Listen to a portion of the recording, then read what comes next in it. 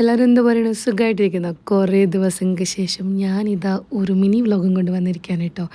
രാവിലെ എണീറ്റ് ഇതാ അപ്പോൾ ഒരാൾ നമുക്ക് വേണ്ടി ദോശയൊക്കെ ഉണ്ടാക്കുന്നുണ്ട്. രാവിലെ എന്ന് പറഞ്ഞു കഴിഞ്ഞാൽ സമയം 10:45 കേട്ടോ. ഇന്നൊരു ചേഞ്ചിന് വേണ്ടിയിട്ട് ദോശയുടെ കൂടെ കടലക്കറിയായിരുന്നു. എന്നും ചമ്മന്തിയും കാര്യങ്ങളൊക്കെയാണ്. അതിൻ്റെ കൂടെ നല്ലൊരു സ്ട്രോങ് കോഫിയും. എന്താ ഞാൻ ഇപ്പോൾ വരാം, നീ ആ പയറൊക്കെ ഒന്ന് അരിഞ്ഞ് വെച്ചേക്ക്, എന്നിട്ട് മെഴുക്ക് പുരട്ടി ആക്കുമെന്ന് പറഞ്ഞിട്ട് അമ്മ അവിടെ നിന്ന് എങ്ങോട്ടോ മുങ്ങിട്ടോ.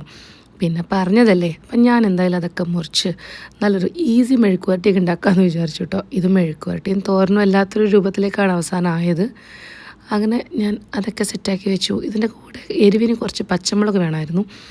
ഞാൻ ഫ്രിഡ്ജിൽ പോയിട്ട് ഇരുന്നും കിടന്നും ഒക്കെ തപ്പി നോക്കി, എനിക്ക് എവിടെയും പച്ചമുളക് കിട്ടിയില്ല.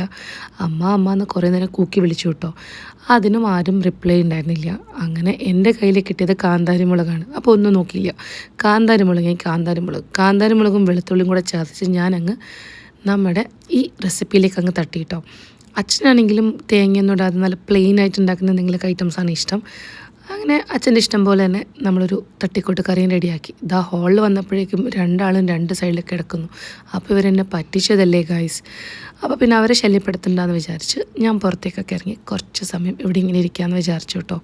അപ്പോൾ എന്നെ അന്വേഷിച്ച എല്ലാവർക്കും താങ്ക് യു സോ മച്ച്. ഇനി ഇടയ്ക്കിടയ്ക്ക് വീഡിയോ ഉണ്ടാവും കേട്ടോ.